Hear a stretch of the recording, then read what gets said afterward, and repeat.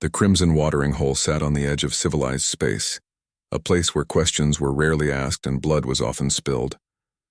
The bar stank of exotic liquors and the sweat of a dozen different species. In the corner booth, 5 mercenaries from the Thralix Empire celebrated their latest success with loud voices and crude laughter. Skreth, their leader, slammed his clawed fist on the table. His scales reflected the dim red lighting as he grinned at his companions. 30,000 credits for each human we bring back alive. Do you understand what this means? We'll be rich. The others cheered. They had hunted dangerous prey before. Giant beasts on death worlds, rebels hiding in asteroid fields, political targets surrounded by guards. But humans. The idea seemed almost insulting in its simplicity. They have no claws, one mercenary said, examining his own razor-sharp talons. No natural armor. No venom, nothing. Their technology is centuries behind ours, another added. They only just discovered faster-than-light travel. They're practically primitives. Skreth nodded, already spending his future earnings in his mind. The contract was simple. Their employer, a wealthy collector from the core worlds, wanted live human specimens for his private zoo.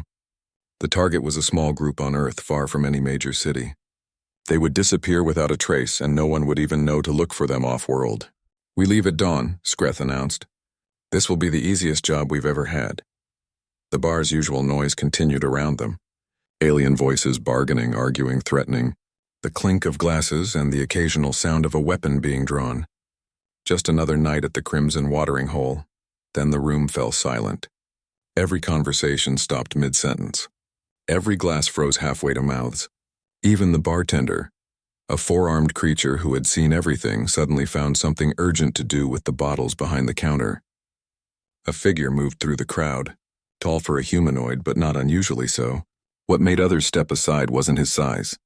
It was something else. Something in the way he moved, the way he carried himself. This was a predator walking among prey. Deho wore simple dark clothing, practical and worn.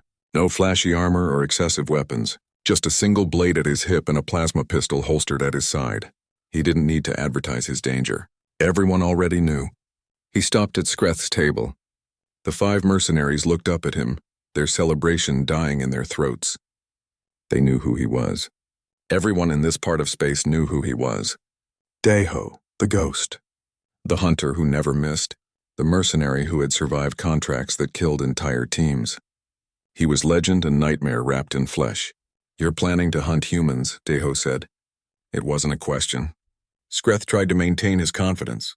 He was young, ambitious, and had never failed a hunt. Why should he fear an old mercenary, no matter how famous? Our contract is none of your business, Skreth replied, putting an edge in his voice. We don't need your approval. Deho pulled out a chair and sat without being invited. The scrape of wood against floor sounded like a death rattle in the silent bar.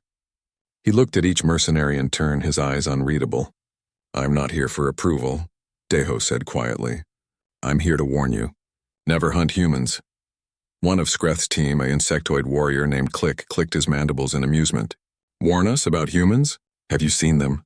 They're weak, soft. They have no natural defenses at all. They can barely survive on their own world without artificial heating and cooling, another added. They need clothes just to exist. Deho didn't smile. He didn't react at all. He simply stared at them with the patience of someone who had seen this conversation play out before. You think you know them, he said. You've read files, studied their biology, analyzed their weapons. You think you understand what you're facing. We do, Skreth insisted. They're prey animals pretending to be predators, gathering in cities because they're too weak to survive alone, using tools because they have no claws. They're nothing. Nothing, Deho repeated softly. Is that what you think? He leaned forward, and suddenly the temperature in the room seemed to drop. When he spoke again, his voice carried a weight that made even Skreth uncomfortable. I've seen a human fight off 3 armed soldiers with nothing but a broken bottle. I've watched them track prey for days without rest. I've seen them survive wounds that would kill most species and keep fighting. Do you know what makes humans dangerous? Their weapons? Click suggested mockingly. No, Deho said. Their weapons are crude. Their technology is primitive. What makes them dangerous is that they never stop. Ever. You can wound them, exhaust them, corner them, and they will keep coming. They're persistence predators. It's in their DNA. They don't hunt by being faster or stronger. They hunt by never giving up. Skreth laughed, trying to break the tension. You're telling stories to scare us. Humans are just another species, weaker than most. Deho stood slowly. He reached into his pocket and pulled out a small metal token, placing it gently on the table. In mercenary culture, the token meant one thing. I'll be watching your funeral. I tracked a human once, Deho said. It was supposed to be a simple assassination. The target had no guards, no weapons, no warning. I thought it would take minutes. He paused, his expression distant. It took 7 days. That human turned my hunt into a nightmare, used the environment against me, set traps with nothing but natural materials, rallied other humans to hunt me instead. I completed my contract but barely escaped alive. I was the best hunter in the galaxy, and a single unarmed human almost killed me. One human, Skreth said dismissively. We're hunting civilians, not warriors. All humans are warriors when you threaten them, Deho replied. They just hide it well. You think you're hunting prey? But the moment you land on their world, the moment you raise a weapon against them, you become the prey. They'll use every advantage, every tool, every ounce of determination to survive, and they will never ever give up. He turned to leave, then stopped. I'm giving you one chance. Abandon this contract, find different prey, leave humans alone. Skreth's pride burned hot. Who was this old mercenary to tell him what to do? He had a reputation to build. Money to earn. Fear to prove wrong. We're not cowards, Skreth said loudly, making sure the bar heard. We'll take the contract. And when we return with our prize, everyone will know that humans are nothing to fear. Deho looked at him for a long moment. There was no anger in his eyes. No disappointment. Just a terrible certainty. Then you'll learn what I learned, Deho said. The hard way. He walked out of the bar without another word. The door closed behind him with a soft click that sounded like a coffin lid shutting. The silence lasted another moment, then the bar slowly returned to life. Conversations resumed. Drinks were poured. But everyone had heard the exchange. Everyone had seen the warning. Skreth looked at the token on his table. His teammates looked at him, waiting for orders. We leave in 3 hours, Skreth said firmly. Gather your gear. This changes nothing. But as his team dispersed to prepare, Skreth picked up the token and turned it over in his claws. It felt heavier than it should, colder than metal should be. He pocketed it anyway and tried to ignore the small voice in his head whispering that he had just made a terrible mistake. The forests of the Pacific Northwest stretched endlessly in every direction. Ancient trees reached toward the sky, their branches creating a canopy that turned daylight into twilight. The air smelled of pine and earth and rain. Somewhere in the distance, a river rushed over rocks. Hyunwoo stood at the edge of the trail, checking his map one more time. As a park ranger, he knew these woods better than most people knew their own homes. Every trail, every creek, every dangerous spot. Today, he was leading a small group of hikers through one of the more remote sections. How much further? Asked Mirai, the wilderness guide working with him. She adjusted her backpack and scanned the trees with practiced eyes. Another hour to the campsite, Hyunwoo replied. Maybe less if everyone keeps up the pace. Behind them, 3 tourists followed. City people who wanted to experience nature, but didn't really understand it yet. They were good people, though. Respectful of the forest, listening to instructions. That was all Hyunwoo asked for. The sun was setting when they reached the clearing where they planned to camp. Hyunwoo began setting up while Mirai helped the tourists with their tents. It was peaceful, normal, just another night in the wilderness. Then Hyunwoo noticed something wrong. The forest had gone quiet. No birds calling, no insects buzzing, nothing, just silence. He caught Mirai's eye and saw that she had noticed too. Years of experience had taught them both that unnatural silence meant danger, sometimes a predator nearby, sometimes a storm coming, always something. Hyunwoo moved slowly toward his pack where he kept his radio. He didn't run, didn't shout, just moved calmly while his mind raced through possibilities. That's when he saw the shimmer in the air, like heat waves rising from summer pavement, but there was no heat. The shimmer moved, circling their camp. Everyone stay calm, Hyunwoo said quietly. Move toward me slowly. Don't run. The tourists looked confused but obeyed. Mirai was already moving, her hand on the knife at her belt. She had seen the shimmer too. The attack came fast. One moment there was empty air. The next moment something materialized. A creature that looked like a nightmare. Reptilian scales. Claws like knives, eyes that reflected the dying light like mirrors, and in its hands a weapon that hummed with energy. More of them appeared. 5 in total, surrounding the camp.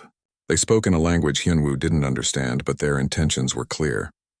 They were hunters and the humans were prey. Skreth deactivated his cloaking device completely and stepped forward. This was the moment he had anticipated. The moment when the humans would realize they were trapped. The moment of surrender.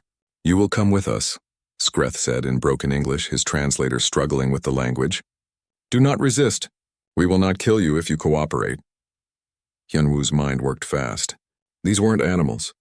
They were intelligent, armed with technology beyond anything Earth had. They wanted prisoners, not corpses. That gave him options. "What do you want with us?" Hyunwoo asked, buying time. "You are cargo," Skreth replied simply. "Valuable cargo. Come quietly and live." Hyunwoo looked at Mirai. She gave him a tiny nod. They were thinking the same thing. If these creatures wanted them alive, they wouldn't shoot immediately. That was a weakness. "Run!" Hyunwoo shouted.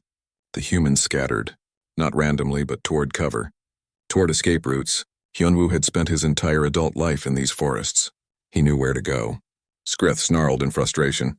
"After them. Remember, we need them alive." The mercenaries charged forward, expecting an easy chase. The humans were slower, weaker. This would take minutes. It didn't. Hyunwoo led 2 of the tourists through a section of forest he knew by heart. The aliens followed, crashing through underbrush, their technology lighting up the darkness. But Hyunwoo didn't need light. He knew every fallen log, every hidden stream, every dangerous drop-off. He led them toward a ravine. At the last second, he and the tourists jumped across a gap no wider than a meter. It was an easy jump if you knew it was coming. The alien following them didn't know. It fell with a shriek that ended abruptly on the rocks below. 1 down. Mirai had taken the other tourist in a different direction. She was smaller than Hyunwoo but faster. She had grown up hiking these mountains before becoming a guide. She knew how to move silently, how to hide, how to survive. The 2 aliens chasing her had thermal sensors and motion detectors. High technology that should have made her escape impossible. But Mirai understood something they didn't. Technology had limits. She led them through a cold stream. The water was freezing, but it masked their heat signature. She covered herself and the tourist with mud, breaking up their outline. She moved downwind, making scent tracking harder. The aliens were getting frustrated. Their equipment kept giving false readings. The forest was full of life, and every warm body registered as a potential target. One of the aliens decided to search a thick cluster of bushes. He pushed through the branches, weapon ready. He didn't see Mirai behind him until it was too late. She had picked up a heavy rock. It wasn't sophisticated. It wasn't advanced technology. It was just a rock, used the way humans had used rocks for hundreds of thousands of years. She swung it at the alien's head with every ounce of strength she had. The alien went down hard. Its weapon fell from its claws. Mirai grabbed it without thinking, her hands finding controls that made sense even though the design was alien. Point and shoot. Some things were universal. She fired at the second alien. The plasma bolt hit it in the shoulder, spinning it around. The alien screamed and returned fire, but Mirai and the tourist were already running. Back at the original camp, Skreth realized his easy hunt had become a disaster. 2 of his team were dead or incapacitated. The humans had scattered and were fighting back with rocks and luck and knowledge of terrain, but still, this wasn't supposed to happen. "Regroup," Skreth commanded. "They can't have gone far. We have technology. We have weapons. They have nothing." But even as he said it, doubt crept in. He remembered Daeho's warning. The old mercenary's words echoed in his mind. They never stop. Click approached, his mandibles clicking nervously. "Maybe we should call for backup. This is taking longer than expected." "No," Skreth snapped. "We can handle 5 primitive humans. Spread out and search in pairs. Stay alert. Remember, they need to be taken alive." The mercenaries moved into the forest. They had sensors, night vision, advanced tracking equipment. The humans had nothing but the clothes on their backs and determination. Hyunwoo had regrouped with Mirai and the tourists at a prearranged point. It was something they taught in wilderness survival courses. If separated, meet at the highest point visible from the last known location. The tourists had remembered their training. "We can't outrun them," Hyunwoo said quietly. "They have better equipment and they don't get tired like we do." "So what do we do?" one tourist asked, fear making his voice shake. Mirai checked the alien weapon she had taken. It had about half its charge left. Maybe 10 shots. We can't outrun them. But we know this forest and they don't. Hyunwoo nodded slowly. We make them regret coming here. He pulled out his satellite phone.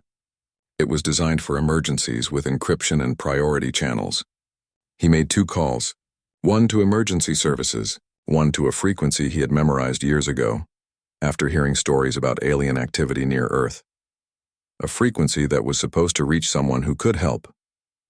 Now we survive until help arrives, Hyunwoo said. We know this land. We use that. Every advantage, no matter how small. They began moving through the forest, no longer just running. Now they were planning, setting simple traps, false trails, using the environment as a weapon. The aliens had started this as hunters, but as the night deepened and the forest grew darker, they began to realize something was changing. They were being hunted back. Skreth found one of his team members caught in a snare trap, a simple rope trap that had lifted the mercenary off the ground, leaving him dangling and vulnerable. It was primitive, basic but effective. How? Skreth demanded. We have the best equipment in the galaxy. They're just humans. But the forest offered no answers. Only darkness and the sound of wind through trees and the growing certainty that something had gone terribly wrong. Somewhere in the darkness, Hyunwoo and Mirai watched their hunters stumble through the forest. The aliens had technology, but the humans had something else. They had home field advantage, and they had the determination that came from fighting for their lives on their own world. The hunt had begun, but the question of who was hunting whom had become less clear. 3 days had passed since the hunt began. 3 days of rain and cold and exhaustion. The forest had become a battlefield where neither side could claim victory. Skreth sat against a tree, his scales dull with mud and his breathing heavy. Of the 5 mercenaries who had started this hunt, only 3 remained alive. The others had fallen to traps, accidents, and pure human stubbornness. One had died from an infection. Earth's bacteria were more aggressive than anything in their database. A simple scratch had turned into a raging fever that killed him in hours. Another had broken his leg in a pit trap covered with branches and leaves. While trapped, something in the forest had found him. They had heard his screams but arrived too late. This isn't possible, Click muttered, his mandibles twitching with exhaustion. They're prey. They're supposed to give up. But the humans hadn't given up. If anything, they had become more dangerous. They knew the mercenaries wouldn't kill them if they could help it. That gave the humans freedom to take risks, to fight back. Skreth checked his equipment. The battery on his scanner was dying. Their food supplies were running low. The cloaking devices kept malfunctioning in the damp air. Everything that could go wrong had gone wrong. We should call for backup, Click said again. He had been saying it for 2 days now. This time, Skreth didn't argue. Pride had gotten them into this mess. More pride wouldn't get them out. He activated his communicator and sent an encrypted message to their employer. He hated admitting failure, but staying alive was more important. The response came within minutes. Reinforcements would arrive within 12 hours. Fresh hunters with fresh equipment. The humans couldn't survive against twice the number of predators. Skreth allowed himself a small moment of hope. They just needed to keep the humans contained until help arrived. He didn't know that Hyunwoo had intercepted the message. The alien technology was advanced, but Earth had good cryptographers. The message had bounced off a satellite that humans controlled. Within minutes, it had been decoded and forwarded to Hyunwoo's satellite phone. Hyunwoo read the message and felt his stomach tighten. More aliens were coming. He looked at his group. 5 humans, exhausted and scared. Mirai had a sprained ankle. 1 tourist had a fever. Another had cuts that needed medical attention. They were holding on through pure determination, but they couldn't last forever. We need to move, Hyunwoo said quietly. They called for backup. Where can we go? Mirai asked. She was sitting with her injured ankle elevated, her face tight with pain. We're already miles from anywhere. There's an old ranger station about 6 miles west. It hasn't been used in years, but it should have supplies, maybe even a working radio. 6 miles on her ankle? 1 tourist protested, gesturing at Mirai. Mirai stood up, wincing. I can make it. I have to. They began moving. Slower now, but still moving. Always moving. Because stopping meant capture or death. Skreth picked up their trail within an hour. The humans were moving west toward something. He didn't know what, but it didn't matter. They were finally showing signs of breaking. moving slower, making mistakes. The end was near. "Follow them," Skreth ordered. "Stay close but don't engage. Let exhaustion do our work." It was a sound strategy. The humans were running out of energy. Eventually they would collapse. Then the mercenaries would have their prize. But Skreth had forgotten something important. Humans were persistence predators. Exhaustion was a tool they understood better than most species. The ranger station appeared through the trees like a ghost from the past. Old wood, faded paint, windows covered with boards. It looked abandoned and forgotten. Hyunwoo picked the lock on the door. Inside, dust covered everything. But there were supplies. Old emergency rations, first aid kits, and most importantly, a radio that still had power. "Contact authorities," Hyunwoo told Mirai. "Tell them everything. We need help and we need it now." While Mirai worked the radio, Hyunwoo checked the supplies. There were old flares, some rope, a few tools. Not much, but more than they had been working with. One of the tourists looked out the window and saw movement in the trees. "They're surrounding us." Hyunwoo nodded. He had expected this. The station was defensible, but it was also a trap. They couldn't leave without being seen. But maybe that was okay. Maybe they didn't need to leave. "How long until help arrives?" Hyunwoo asked. Mirai finished her radio call. "Emergency services are coming, but it's remote territory. 2 hours minimum, 2 hours. They needed to hold out for 2 hours against alien mercenaries with advanced weapons, and possibly reinforcements coming." "Then we make our stand here," Hyunwoo said. Outside, Skreth surveyed the building. The humans had cornered themselves. This was perfect. He could wait for backup, then overwhelm them with numbers. "Surround the building," Skreth commanded. "Don't let anyone escape. When our reinforcements arrive, we end this." The mercenaries took positions around the ranger station. They had the humans trapped. Victory was finally within reach. What Skreth didn't see was the messages flying through human communications networks. Emergency services had contacted military channels. The report of alien attackers on Earth had triggered protocols that most humans didn't even know existed. High above the planet, satellites tracked the situation. Military units scrambled. But more importantly, word spread through local communities. Armed civilians began moving toward the forest. Park rangers, hunters, former soldiers, all of them responding to a simple message: humans were being hunted on Earth. Inside the station, Hyunwoo prepared his defense. He set traps around the perimeter using supplies from the building. He taught the tourists how to use the alien weapon Mirai had captured. He positioned everyone at windows where they could see different approaches. "If they come before help arrives, we fight," Hyunwoo said simply. "We've survived 3 days. We can survive 2 more hours." Mirai nodded, checking her weapon.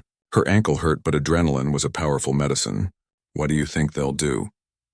"Wait for their backup, probably. They want us alive. That's still our advantage." Night was falling when Skreth saw lights in the sky. His reinforcements were arriving. The ship landed in a clearing half a mile away. 6 more mercenaries, fresh and well-armed. This was over.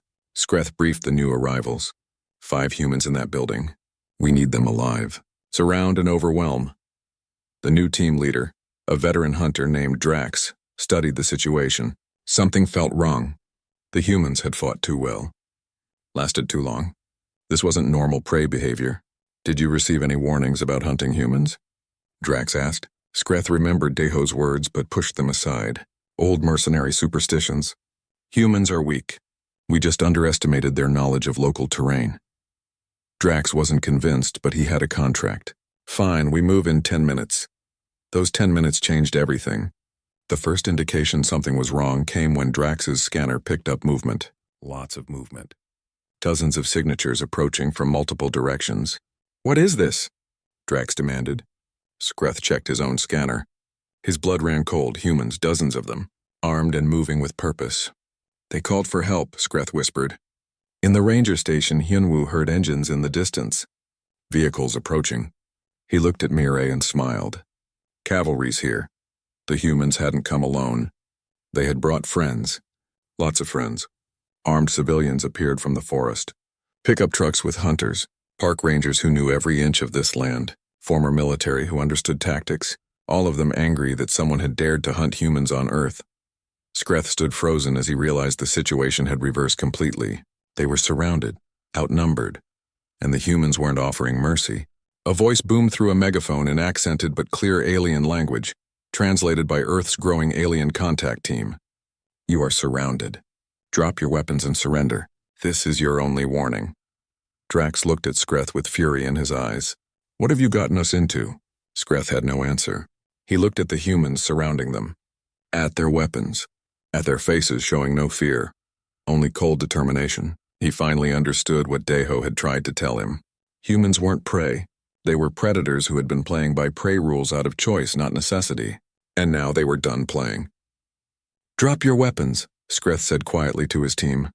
It's over. But pride was a dangerous thing. One of the new mercenaries raised his weapon. It was a mistake. The humans didn't hesitate. They fired and the mercenary went down. The forest exploded into chaos as both sides opened fire. Humans and aliens crashed together in violence neither had wanted, but both had prepared for. And in that moment, the mercenaries learned the final lesson about humans. When cornered, when threatened, when fighting for their home, humans became something else entirely, something ancient and terrible. They became what they had always been, buried under civilization and politeness and modern life. They became apex predators. The battle lasted 17 minutes. To the mercenaries, it felt like hours. Plasma fire lit up the forest in bright blue flashes. Human weapons cracked and boomed in response. The mercenaries had superior technology, but the humans had numbers, cover, and something the aliens hadn't counted on: coordination without technology. Drax fired his weapon at a human position and watched the target dive behind a tree. Before he could reacquire his target, 3 more humans opened fire from different angles. They were working together, communicating with nothing but hand signals and experience. Fall back to the ship, Drax shouted. But falling back meant turning their backs to the enemy. The moment they tried, humans closed in from the sides. They moved through the forest like ghosts, using every rock and tree for cover. Some had military training. Others were just hunters who knew how to track deer. All of them knew this land better than any alien ever could. Click went down with a bullet through his shoulder. He screamed in pain and rage. They're just humans. They should be afraid of us. But the humans weren't afraid. If anything, the mercenaries were the ones feeling fear. Real fear. The kind that came from being hunted. Skreth tried to reach his communicator to call the ship for emergency extraction. A human bullet destroyed the device in his hand. He looked up and saw an elderly man with a hunting rifle, taking careful aim for another shot. Surrender! Someone shouted in broken alien language. Surrender now! 2 mercenaries tried to run. Human tracking dogs trained for search and rescue found them within minutes. More humans closed in. These weren't soldiers. They were farmers, store owners, teachers. Regular people who had armed themselves and come to protect their own. Drax saw the truth finally. They had never been hunting humans. From the moment they landed, they had been walking into a trap they didn't understand. A trap made not by human technology or weapons, but by human nature itself. I surrender, Drax shouted, dropping his weapon and raising his hands. We surrender! One by one, the remaining mercenaries followed. 9 aliens had come to hunt 5 humans. 3 aliens remained standing. The rest were dead, wounded, or captured. Human forces moved in quickly and professionally. They disarmed the mercenaries with swift efficiency. Medical teams appeared to treat the wounded on both sides. And through it all, more humans kept arriving. Word had spread. An entire community had mobilized. Yunwu emerged from the ranger station, limping but alive. Miri supported him on one side. The tourists followed, looking shocked at the scene around them. A human military officer approached Hyunwoo. You the one who sent the emergency signal? Yes, sir. Are we safe now? The officer looked at the captured mercenaries, then at the dozens of armed civilians who had responded to the call. You're safe. They made a big mistake coming here. Skreth sat on the ground with his hands bound behind him. He watched humans moving around him with mechanical efficiency. They treated their own wounded first, but they also treated the alien wounded. They hadn't executed the prisoners. They hadn't tortured them. They had simply stopped them. I don't understand, Skreth said to no one in particular. We had better weapons, better technology. How did we lose? A park ranger, an older woman with gray hair, overheard him. Her translator device converted his words to English and her response back to his language. You came to our home, she said simply. You threatened our people. What did you think would happen? That we would just roll over? Humans don't work that way. We fight for each other. Another human, a young man with a hunting rifle, added his own thought. You looked at us and saw weakness. No claws, no fangs, no armor. But you didn't see what makes us strong. We work together. We never give up. And when you threaten us on our own world, we become something you should fear. Skreth lowered his head. He finally understood Deho's warning. It hadn't been about human strength or human weapons. It had been about human will, human unity, the fundamental stubborn refusal to be prey. The sound of another aircraft approaching made everyone look up. This one was different, not military, not emergency services, a private vessel landing with precision. The ship touched down and a single figure emerged. Tall, calm, moving with the confidence of someone who knew exactly what he would find. Deho walked through the crowd of humans like he belonged there. They parted for him, some recognizing his reputation, others simply sensing he was different. He stopped in front of Skreth and looked down at the defeated mercenary. I warned you, Deho said quietly. Skreth looked up, his eyes filled with defeat and anger. You knew. You knew this would happen. I tried to tell you. Humans are persistence predators. They evolved to chase prey across continents, to outlast faster, stronger animals through pure determination. That's in their DNA. And when you threaten them on their homeworld, that instinct combines with technology, organization, and will. You never had a chance. But you survived, Skreth said. You hunted humans and survived. Deho nodded slowly. I completed one contract, and it nearly killed me. That was against a single human on a colony world far from Earth. You tried to hunt 5 humans on their actual home planet and expected an easy victory.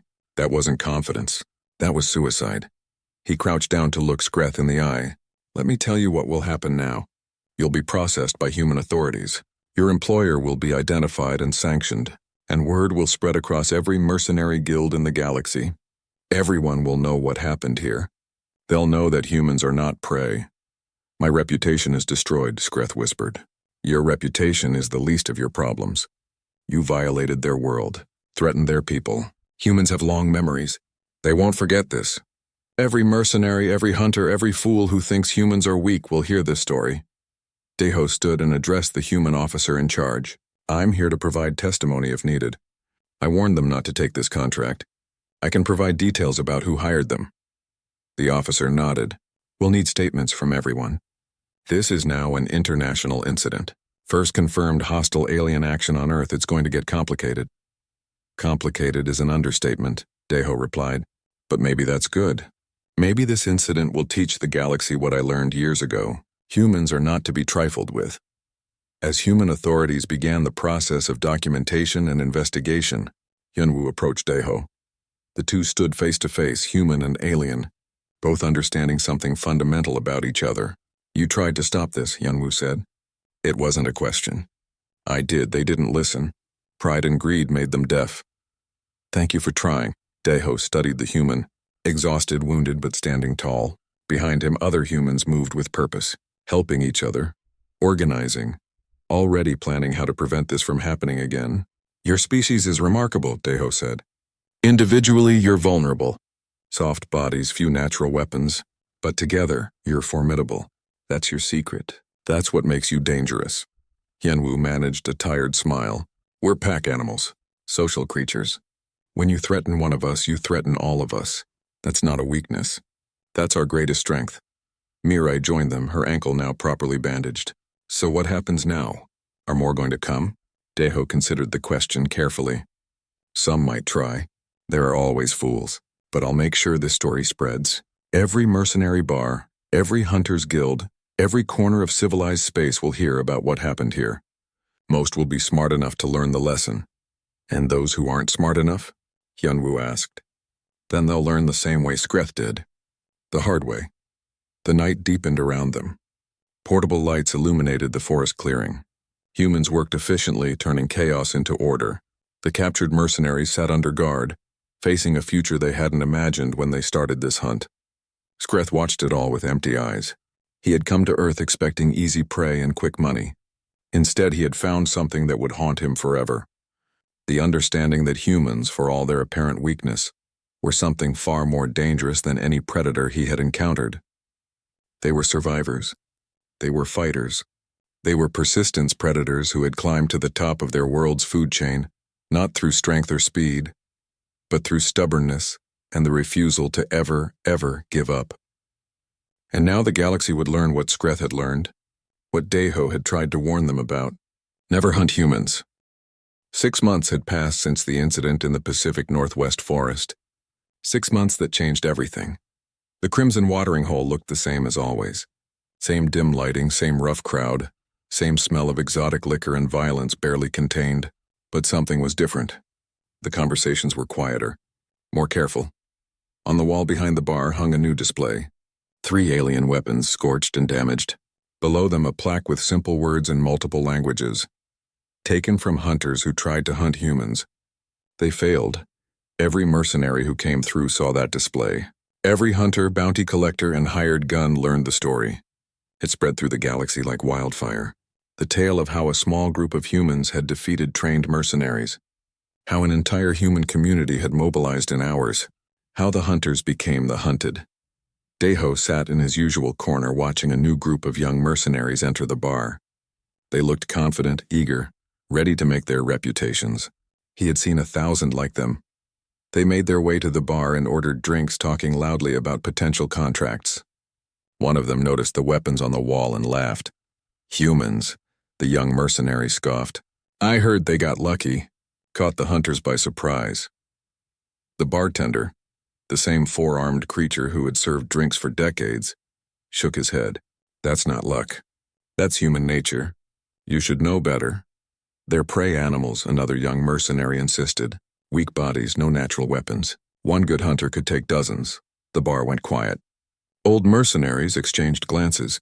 Everyone knew what was coming next. Deho stood and walked to the bar. The young mercenaries noticed him and their confidence faltered. His reputation preceded him. The ghost. The hunter who never missed. The one who survived when others died. Tell me something, Deho said calmly. What do you know about persistence hunting? The young mercenaries looked confused. Persistence what? Persistence hunting. It's what humans evolved to do.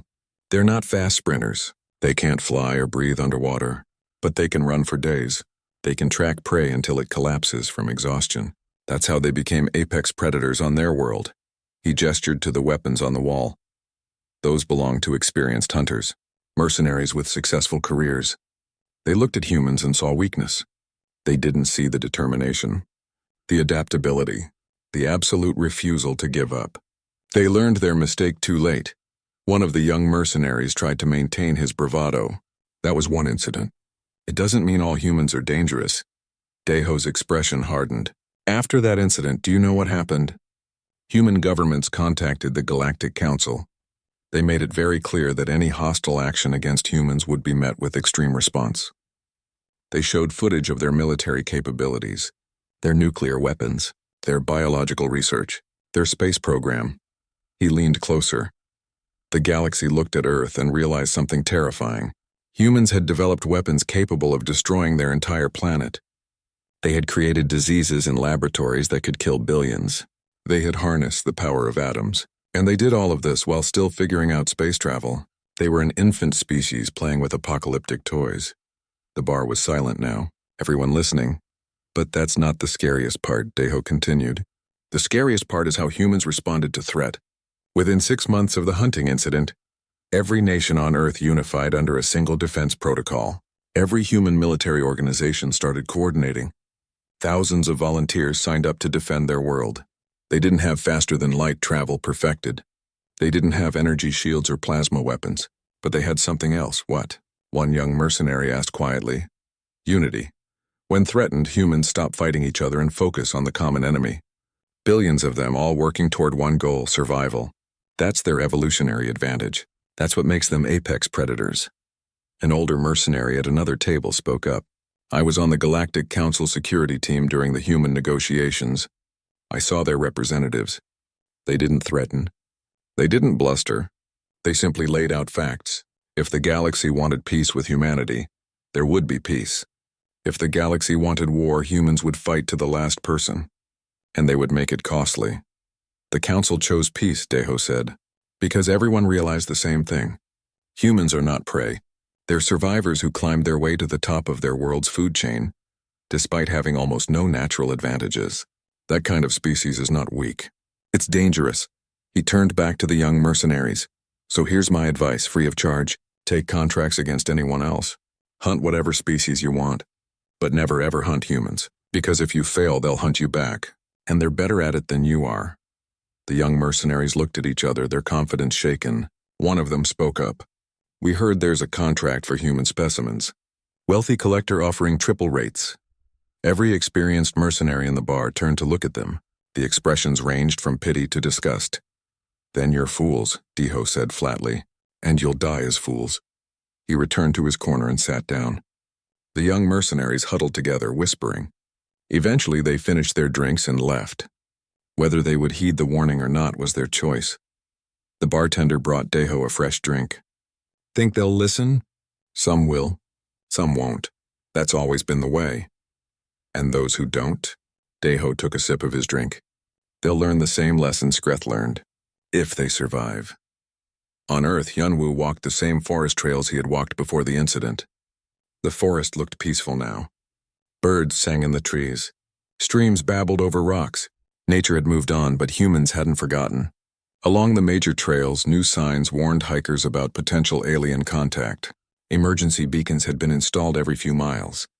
Park rangers now carried communication devices that connected directly to military response teams.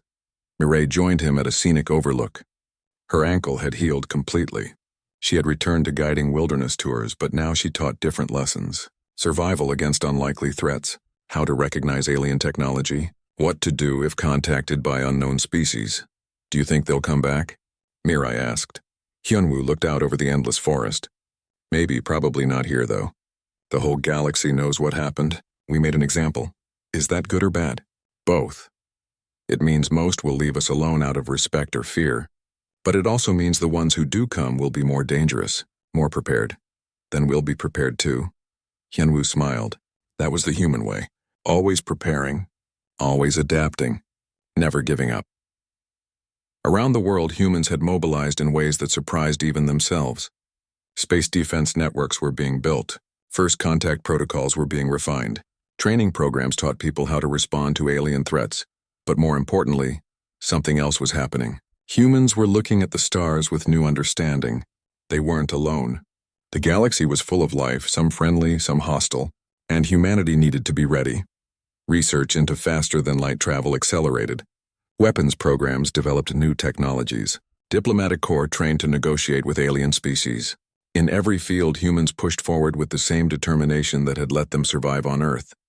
The hunting incident had been a wake-up call, a reminder that the universe was dangerous. But instead of retreating in fear, humanity did what it always did. They adapted. They prepared. They moved forward. In a hospital on the other side of the world, one of the tourists who had been hunted recovered from his injuries. He had nightmares sometimes, but he also had stories. Stories about surviving against impossible odds, about human determination, about refusing to be prey. He gave interviews to news organizations. His story spread across Earth and beyond. Every human who heard it felt something deep and primal awaken. Pride, determination, the understanding that their species was tougher than they realized. In a prison facility designed for alien criminals, Skreth sat in a cell and stared at the walls. His trial had been public and thorough. He had been found guilty of attempted kidnapping, assault, and dozens of other charges. His sentence would last decades. But worse than the prison was the knowledge. Every day he was reminded of his failure. Other prisoners, both human and alien, knew his story. He was the mercenary who tried to hunt humans and failed. His reputation, once his most valuable asset, was now destroyed. He received messages sometimes from other mercenaries. Some mocked him. Some thanked him for the warning his failure provided. All of them knew his name now. All of them knew the lesson. Never hunt humans. Back in the crimson watering hole, Deho finished his drink and prepared to leave. He had contracts waiting, jobs that would take him across the galaxy, but never again to Earth, never again against humans. He had learned his lesson years ago. Some species were better left alone. As he walked toward the exit, a young mercenary approached him nervously. "Sir, I heard your warning. About humans. I just wanted to say thank you. I was considering taking a human contract. But I won't now. Deho nodded. Smart choice. Live long enough and you'll realize the best fights are the ones you avoid. Can I ask you something? If humans are so dangerous, why aren't they conquering the galaxy? Deho paused at the door. Because they don't need to. Humans fight when threatened.